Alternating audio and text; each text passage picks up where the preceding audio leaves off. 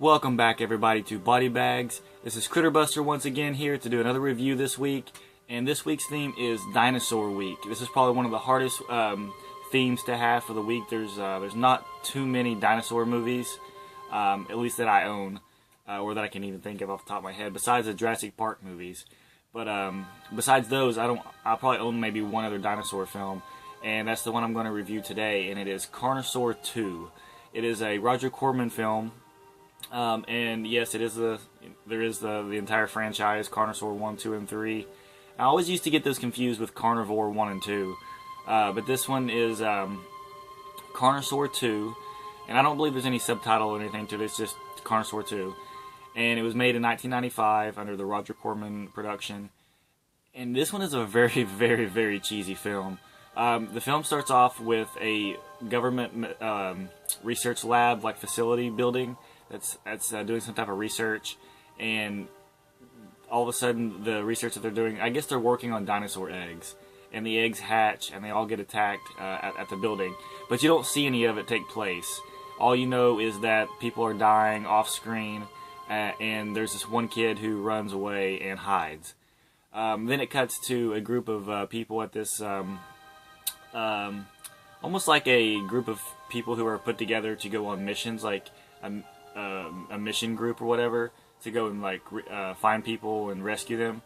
And so the owner contacts these guys, and he gets them together, and he sends them into the facility lab to go and search for the kid, and to see if anybody else is there. And they are under the circumstances that it's like a nuclear meltdown that's happening, and nothing out of the ordinary besides that.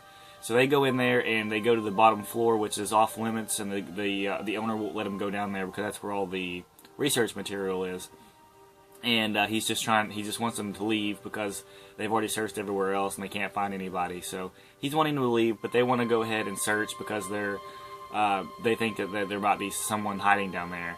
So they go down there, and of course they start getting attacked by dinosaurs. And I don't know if they ever describe what kind of dinosaurs they actually are, but they look like velociraptors. And at first I thought it was really just like a statue of a dinosaur that somebody was just holding up in front of the camera and like moving it from side to side and like poking it at people. But then it turned out it was actually like people in suits. And you could, like, anytime they would run, it was kind of weird. Like, you could see the people inside kind of like moving around in the suit. It was really odd. But the thing that cracks me up is these dinosaurs just started attacking. There's like tons and tons and tons of these dinosaurs, and they start attacking all the people that's doing there for the rescue mission.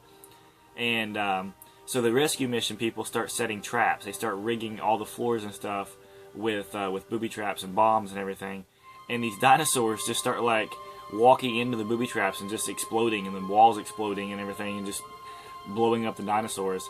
And the dinosaurs start learning, so they start figuring out the traps and like trying to avoid going around like dynamite and stuff. And it's really, really funny because the suits themselves aren't that good looking, and to see like these little rubber suit things try to avoid being blown up was just hilarious to me.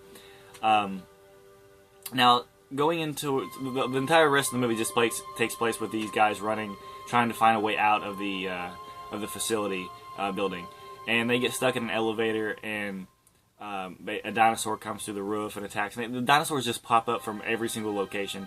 One of the people at the beginning actually runs out of the building, and they run and jump into their helicopter, and inside the helicopter is a dinosaur waiting to attack them. It was very funny, and just no matter where you are, there's going to be a dinosaur pop up and attack you somewhere.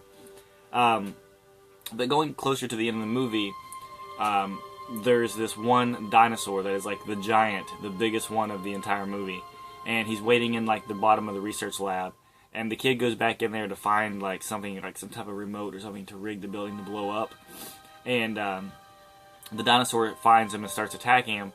So he actually jumps into a forklift, it's almost like a forklift bulldozer type thing. I don't know what kind of automobile that thing was, but anyways, he starts battling this dinosaur with this machine, and knocking it over the side of the building, like down to its death, before the building explodes completely.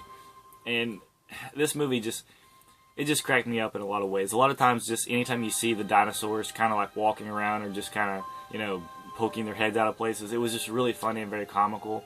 I don't know if the movie was meant to be taken serious or not, because there wasn't really a lot of like comical aspects to it, like a lot of Roger Corman stuff is. But the films themselves, this film itself, I found it to be really, really funny. If you like cheesy movies like this from Roger Corman or anything like that, definitely check it out. You might get a kick out of the hilarious dinosaurs in it, but other than that, I'd probably say stay away from it if you're not into these type of movies, like 90s sci-fi channel movies. That's basically what this is, and I enjoyed it for what it was, but I'd probably take any Jurassic Park movie over this any day.